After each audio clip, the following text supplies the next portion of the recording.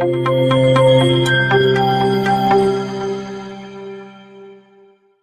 येऊन माझ्या आईला फसवली, तिला सांगितली की तुझा पुतण्या आजारी आहे, त्याच्यासाठी जागा विकायची एकच, त्याच्यावर तुम्ही मुलींनी आणि तुम्ही सही करायला या. आम्हाला फसवली त्यांनी, फसून आमची सही घेतली.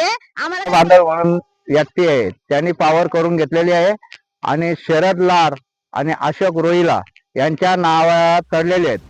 आणि नेरळजवळ वडवली तर्फे वरेडी हे गाव असून गावाच्या समोरच्याच बाजूला लक्ष्मण पोसू मराडे यांची सुमारे 5 एकर जमीन आहे. रेल्वे पट्ट्याला असल्यामुळे आजच्या तारखेत या जमिनीला सोन्याचा भाव आहे. वयोवृद्ध असलेल्या मराडे यांनी 2006 मध्ये आपल्या 5 मुली यांच्या नावाने मृत्यूपत्र करून त्यांना आपलं वारस म्हणून नियुक्त केलं होतं. त्यानंतर मराडे यांचं निधन झालं. मुलींचीही लग्न झाल्याने त्याही त्यांच्या संसारात व्यस्त होत्या. ग्रामीण भागातील नागरिकांचा असाही एक समज असतो, ते म्हणजे जागा कुठं जाणार आहे म्हणून तिकडे सहसा कोणी फिरकतही नाही.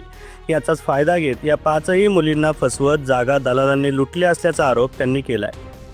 आमची जागा 4-4.5 एकर काय होती जास्त, आणि माझ्या बाबांनी 5 मुलींच्या नावावर केली होती आणि माझ्या चुलत भावानी एकच 7/12 फक्त विकायचा होता. त्याच्यावर या एजंट लोकांनी सगळी आमची 6-7/12 लाटले याच्यामध्ये आम्हाला फसवून. आमचा भाऊ खूप आजारी होता म्हणून आम्हाला गावातल्या लोकांनी पोस्ट केला की तुम्ही त्याचा जीव वाचवा, त्याला पैशांची गरज आहे, म्हणून आम्ही सगळेजणी आलो सही करायला. पण आम्हाला काय माहित नाही लोक फसवतील आम्हाला. आणि गावातले एजंट होते सुभाष लदगे, बाळ्या लदगे, दिलीप लदगे आणि असलचा दिलीप गायकवाड, पाड्याचा संजय शेंडे, भगवान शेंडे. या लोकांनी येऊन माझ्या आईला फसवली, तिला सांगितली की तुझा पुतण्या आजारी आहे, त्याच्यासाठी जागा विकायची एकच, त्याच्यावर तुम्ही मुलींनी आणि तुम्ही सही करायला या. आम्हाला फसवली त्यांनी, फसून आमची सही घेतली. आम्हाला काही पैसे वगैरे काहीच दिले नाही. आम्ही पैसे घेतले नाही आणि आम्ही त्यांना जागा देणार नाही. आमची जागा आम्हाला वापस पाहिजे. मराडे यांच्या नातेवाईकांपैकी एक जण आजारी असल्याने जागा विकायची आहे, त्याला मदत करा अशी गळ या मुलींना घातली गेली. चुलत भाऊ आजारी आहे हे म्हटल्यावर त्यांनी देखील सह्या केल्या. मात्र या सबंध जागेचा परस्पर व्यवहार अशोक रोहिला यांच्याशी करण्यात आला. जागेची विक्री झाली.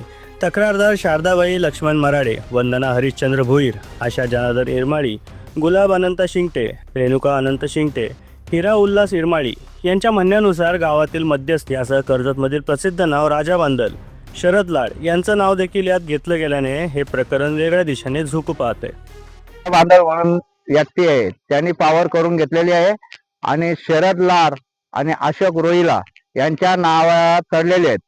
आणि असं समजलं आम्हाला, तर आम्ही त्याही काम चालू केल्यानंतर संदीप लोंगडे म्हणून यांनी काम चालू केला होता, तर आम्ही त्याला काम आरवल्यानंतर त्यांनी पोलीस कंप्लेंट केली, म्हणजे पोलिसांना अर्ज दिला त्याही, तर त्याची आम्ही बी अर्ज केलेला त्याच्या अगोदर, तर आम्हाला काय दाद त्या पोलिसांनी दिली नाही.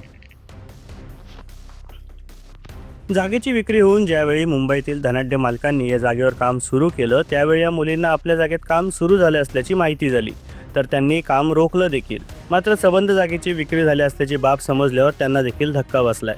याबाबत मराडे यांच्या 5ही मुलींनी न्यायालयात धाव घेत नेरळ पोलीस ठाण्यात देखील फसवणुकीची तक्रार दिली आहे. मात्र त्यांना न्याय मिळवण्यासाठी मोठा संघर्ष करावा लागेल हे निश्चित आहे.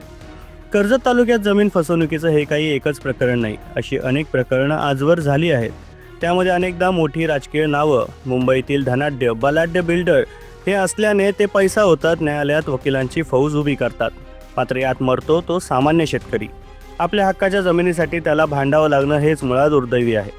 बापजाद्यांकडून आलेला जमिनीचा वारसा कुणाच्या तरी हव्यासा पोटी शेतकऱ्याच्या पुढील पिढीकडून हिसकावलं जाणं हे शेतकऱ्यासाठी मारक आहे.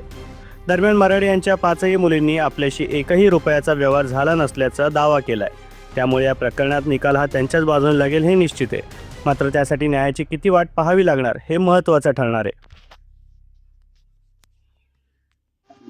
आमच्या जागेत त्या लोकांनी दबाव टाकलाय, पोल टाकले. आमच्या जागेमध्ये कुठला काम करून देणारच नाही. भले आम्हाला जीव द्यायला लागला तरी चालत त्याच्यासाठी. आम्ही पोलीस स्टेशनला तक्रार केली होती, पण त्यांनी आमची तक्रार घेतलीच नाही. आमच्या बरोबर पोलीस आलेच नाही. आम्ही 2-3 वेळा पोलीस स्टेशनला गेलो, आमची तक्रार काही त्याही घेतलीच नाही. मग आम्ही कुणाकडे जायचं? आणि आम्हाला एवढीच फक्त विनंती आहे की तुम्ही आम्हाला न्याय मिळवून द्यावा. आमची जागा आम्हाला परत भेटले पाहिजे. ही आमची जागा आहे, इथून तर पूर्ण तिथपर्यंत भातशे देव माल इथून तिथपर्यंत झाडापर्यंत